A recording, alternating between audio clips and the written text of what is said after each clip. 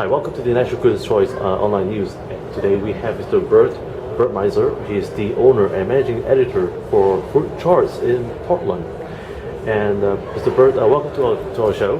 Thanks for having me. And so please tell us more about the food chart phenomenon, the culture and the operation policy, government, and even public partnerships and the concerns in Portland. Portland is very unique. America has really embraced street food in the last 5 to 7 years. Portland's had street food since the 70s or 80s.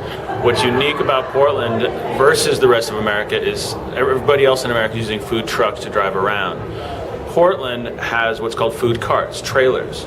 And we have a unique model where the food carts have congregated in surface area parking lots in downtown. So in every downtown core, there's a parking lot that right there on the street. So on our edges of the parking lots, we have food carts serving everything from Mexican to Peruvian to American cuisine. And what's great is that there aren't any specific regulations in the city code that say anything about food trucks. It's mostly managed by our county, which does all the health code inspections, just like with restaurants. So they're healthy, they're legal, they're sanitary, and they're vending in a space in the city that's zoned for vending. And it creates an opportunity, a low cost of opportunity, for anybody to get into it. And so what sort of lessons do you foresee in the coming future, especially when it comes to the operation policies and the government and public partnerships? And is there a lot of concerns? I don't really have any concerns in Portland. Eventually, what we have now, these surface area parking lots in downtown Portland, they may be developed. But Portland is unique in that we plan ahead. We look urban planning ahead. Street food is part of our culture. Now, looking beyond Portland, other cities around America are looking at Portland's model of these small parks, these small food cart lots, or we call them pods, as ways to create community space. It's happening in Austin, it's happening in New Orleans, Denver, and other cities who are, instead of having trucks driving around, they're bringing people together in one spot, just like a farmer's market or just like a community garden, a park. But now there are food vendors there.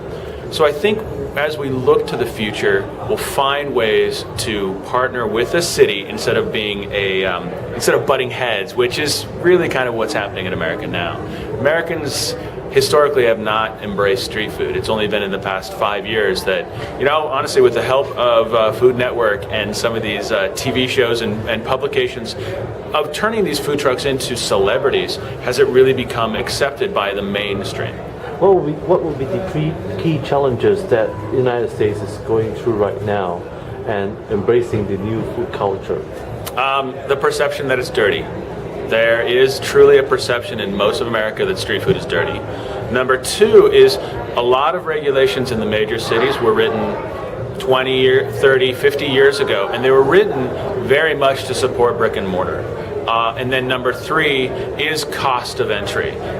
In Portland, it's very low cost with licensing and equipment, but in a city like San Francisco, the cost to get licensed is $5,000, and for a true immigrant entrepreneur or someone who's just trying to start out, they don't have that kind of money. What we have that's working great in many of these cities are organizations that work with the entrepreneur but also with the government in order to teach, to embrace, and to provide microloans and other types of financing. Now, speaking about microloans and financing, how is the banking sector, so to speak, are they willing to invest and able to assist young entrepreneurs like some of these guys who are creating new food cultures in the U.S.? Yes. In Oregon, my experience has been that organizations like Mercy Corps Northwest and Native American Youth Association and some of the credit unions, these smaller community banks, they are willing to work with the small entrepreneurs, microloans, etc. Now, the federal government has also, under this Small Business Administration, has really embraced the crowdsourcing of funds. things like Kickstarter, Indiegogo, and the way that you can just kind of gather money from your friends. And then most recently, the big banks, Bank of America, Capital One, etc., they have created whole new small business sectors who really want to work with the small entrepreneur, whether it's a food truck or whether it's somebody building, doing a little shop. So I do think that the money is available. Not hard to find, not easy to find. It's challenging out there for someone who is just trying to chase a dream in America. But I think those lines are being broken down a little bit versus the idea that you have to go talk to your banker and they just kind of go, well, no. So we are breaking down some of those barriers. Will there be an annual events in the United States where there's food trucks will come together and expose to the people in the United States about? Yeah, that's the most amazing thing that's happened in the last 3 years. Is every major city now has a food truck festival. Portland has one. It's in April. San Francisco has one. It's in August. New York has one. That's in, I believe, October. And so, yeah, there are plenty of opportunities. The other thing is every city, the food trucks are getting together and doing maybe a weekly event. So you have a city like Boise, Idaho, a small Midwestern, small town. They have 20 food trucks that get together every Friday night. And it's crowded. People just flock to it because it's something new for that community. It's something that they've seen on TV. They've read about it in CNN. And now, oh, hey, food trucks are coming to Kansas City. It's great. Has there been any associations also been formed, like the Food Trucks Association as such? Is there such a thing right now? Nationally, no. Each city has their own. The New York Food Truck Alliance, the New Orleans Food Truck Alliance, Seattle, San Francisco, because they all have to work individually with their municipalities. That's usually why they are formed. Is like they need to work against something or promote their needs.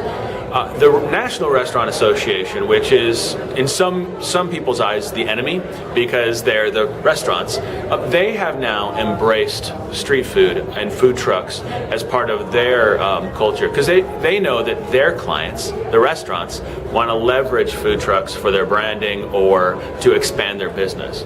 And so, yeah, corporate America is seeing the food truck as the next step for themselves too. Now, how can our viewers get more information about food charts and food trucks moving around across America, and they want to get a taste of it? And I know that as the managing editor, would you tell our viewers where can they find you guys on a website or? We have a website. We have a website. It's called Food Carts Portland, and we track foodcartsportland.com, and we track all the mobile vending units in Portland, and we write about some of the other ones outside on our travels to Austin, New York, etc. And there is a similar website in every city. All you have to do is Google food truck or food cart and then the city name. So foodcartsportland.com is ours, or Facebook/foodcartsportland, or Twitter, PDX Food Carts, and we do our best to just kind of get the word out. Once again, thank you for joining us, Mr. Burmeister, and for giving us some insights on what's going on in Portland. You're welcome. I'm Robin Stienberg. Thank you for joining me here at the National Critics' Choice. Have a good week ahead.